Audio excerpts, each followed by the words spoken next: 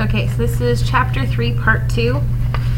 I think where we left off was looking at some of the diversity and social strains in New England. Those who were considered a visible saint or part of the elect, those who were chosen for salvation for God or by God, requiring some sort of personal conversion experience. And as time passed, children were less and less concerned with whether or not they were one of those elect. And so the halfway covenant was going to be kind of a last effort for the church to try to cling to whatever authority they could have over the congregation or the people in the public that weren't really quite as concerned with what church wanted them to do. For the halfway covenant, it said that if they were unconverted but baptized, so children and grandchildren of full church members could be part of the church, but they could not vote in church or take communion, but they could still be somewhat part of the church environment and therefore keep the minister's authority over them still intact. The witchcraft hysteria that went on in Salem, 1692, showed some of the strains that went along with the transition from Puritan to a royal colony. It's kind of some background or some of the reasons why people thought that the girls who accused the women of being witches, accused those that they did, may have had some sort of socioeconomic reason. Some of the women that were being accused were of the upper middle class, and so there may have been some economic tension between the two, and then also social, in case those women who were being accused were not behaving quite as they believed women should at that point. Some of the teenage girls in Salem began to act very weird and blamed a lot of their behavior on the women who were supposedly the witches in the area. Very centered around the accusations that a lot of the women were afflicting these girls, and eventually even the Massachusetts governor, his own wife was accused, but he will intervene. The court was disbanded eventually. There were 19 hangings. Giles Corey was a husband of one of the women in town, and he was actually put to death by stones. Different theories as to why. Like I said, there may have been some socioeconomic reasons. Maybe they were just bored and decided to stir up trouble. May have been food poisoning. There's some deliberation on that one as well. But that was just kind of summing up New England. For the middle colonies, they were very much a blend from their very beginning. They were very diverse. They had an economic mix. Their crops, the surplus of food for the export to the South and the West Indies of wheat, barley, oats, flour. They were called the breadbasket colonies because of that. Their rivers gave access to the backcountry and trade with Native Americans. They had a pretty good commerce going pretty parallel to New England. Philadelphia became one of the largest cities, bypassing even Boston. The governors follow patronship, which is basically giving large estates to individuals who rented land, mills, warehouses, etc. And then a lot of mix of people as well, very ethnic, diverse group. New York and New Jersey had a lot of Dutch, a lot of the culture is still lingering there. Delaware River area had a lot of Swedes, Finns, English, Welsh, Quakers, Germans, Irish, Scots-Irish. Pennsylvania had a lot of Germans, a lot of people who were coming over, persecuted groups. They're going to found Germantown near Philadelphia. That's where the term Pennsylvania Dutch came from, which was a corruption or a adaptation of the word Deutsch for German, but it was twisted eventually. Scots-Irish, where a lot of them were Presbyterians, transplanted from Scotland to Northern Ireland to make Ireland less Catholic, and then sought new land. A lot of them were going to come to the backwoods of Pennsylvania, then into Virginia, Carolina. Tended to be squatters on land, meaning they basically would claim land unofficially and make it theirs without actually purchasing the land. And then the backcountries where a lot of them were going to settle, in between the big settlement areas and the Appalachian Mountains, that in between area. Pennsylvania had a lot of different European ethnic groups, and Scots-Irish are going to settle along the mountain range through the middle colonies and then down towards Virginia, the Carolinas, and Georgia. For the cities in the colonies, just kind of an overview. About 50% of the population was of English descent by 1700s, but a lot of other European groups, as well as Native Americans and African slaves making up the other percentages. Colonial cities on the coastlines or rivers because of the commerce there, and major cities at this point were Philadelphia, New York City, Boston, Charleston, Newport. Social and political order. The social elite were the wealthy merchants, the middle class businessmen, innkeepers, artisans. 2/3 of the urban men, workers, were those doing craftsmanship, artisans. You have sailors and unskilled workers at the bottom of the social order, and then a lot of problems in the cities as they became more crowded. There were frequent fires, which led to building codes and restrictions on what you could burn, and fire departments. More crime and violence led to requiring police departments. Public assistance for the poor or homeless meant almshouses. And more transportation is going to develop.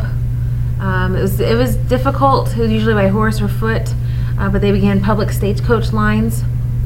Taverns were places to eat, drink, relax, not just for people to drink heavily, but it was a good place to socialize. Not really a lot of restaurants to go sit around, so that was your best option. The postal system came in the colonies at 1710 and was improved by Ben Franklin. More newspapers were going to start to develop and passing around writings because the mail system was more reliable. The newspaper and freedom of the press ideas beginning with the Zenger trial. John Peter Zenger published a lot of criticisms on the governor in his New York Weekly Journal newspaper. He was tried for libel, which is criticism fostering ill will or ill opinion of the government. And his lawyer claimed that he was publishing the truth, and so the jury ruled that he was not guilty. And although the law remains, the newspaper editors felt better about criticizing public officials as long as they were publishing the truth.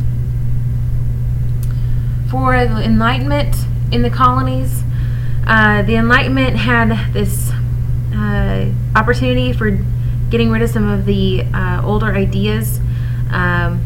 It was an European intellectual movement celebrating rational inquiry, scientific research, individual freedom, the Age of Reason, putting a lot of emphasis on natural laws, explaining how people, society should operate. They use scientific experimentation, a lot of research into making decisions, and it's going to start to clash a little bit with the way that religion was going to go as well.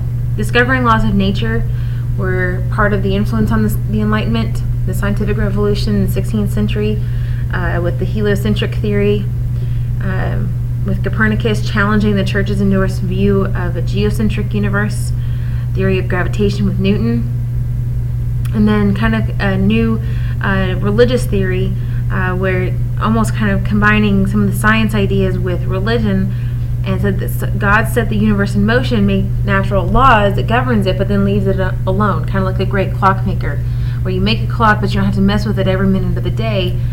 Instead, it's going to function on its own and operate as it's designed to, and that's how people saw God with the universe. He created it, but then he's not involved in the everyday workings because that's what the natural laws were set there for. Age of Reason in America.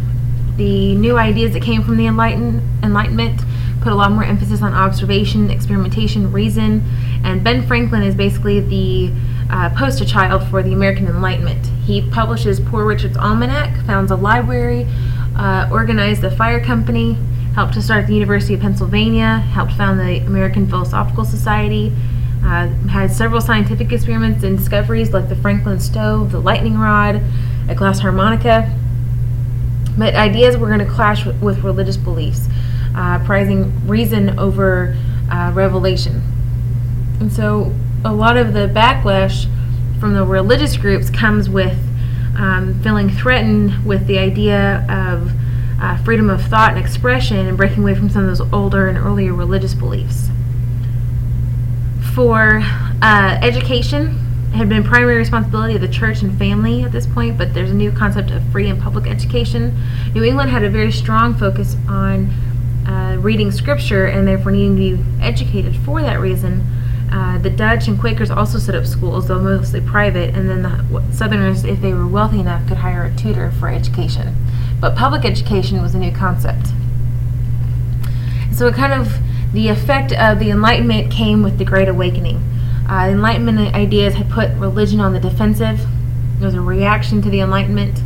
It had the idea or the goal of spreading a religious zeal back in the colonies. Most colonies had established church, organized, well-regulated local parishes. There were itinerant preachers traveling around. In the early 18th century, Calvinists or Puritans started to worry that people were becoming less pious, less religious, and so they are going to use the Great Awakening as this new opportunity. Jonathan Edwards was a Congregationalist minister. Went to Yale at 13 and graduated valedictorian. He worried that people's interest in worldly things, especially with the influence of the deists, was going to need some help. He wanted to restore this spirituality. One of his sermons was "Sinners in the Hands of an Angry God." A lot of scaring tactics or portraying hell in a way that people wanted to find out how they could avoid it at all costs. William and George Tennant, Presbyterian revivalists in Pennsylvania, said a lot of local ministers had no evidence of having a conversion experience and were not willing to scare the people enough. And George Whitefield is really one of the main ones during this whole movement. He was an English minister, traveled the colonies. He was charismatic. He wanted to get people excited. He preached to thousands of people at a time in some cases, but he was a very impressive speaker. For women in the Great Awakening preachers targeted women because they believed they were more susceptible to spiritual influence. Many revivalists start to kind of loosen some of their traditional restrictions on female participation in church. Some of the different denominations like Baptists, which then will lead to more criticism from the religious traditionalists who believe that women should only be silent in church.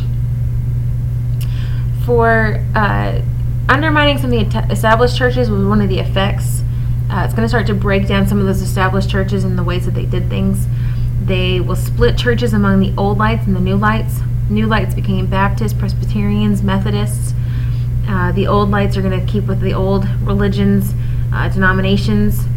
Some of the influence that came from the Great Awakening towards the American Revolution were weakening people's respect for established authority, getting more of an impulse, emotional appeal, trying to change people towards more individual thought and challenging the old set ways.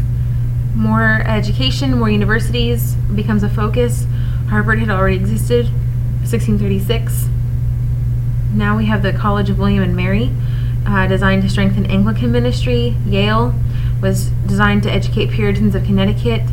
The College of New Jersey becomes Princeton. King's College, which is Columbia. The College of Rhode Island, which is Brown, was for Baptists. Queen's College, or Rutgers, was for the Dutch Reformed, and Dartmouth was Congregationalist.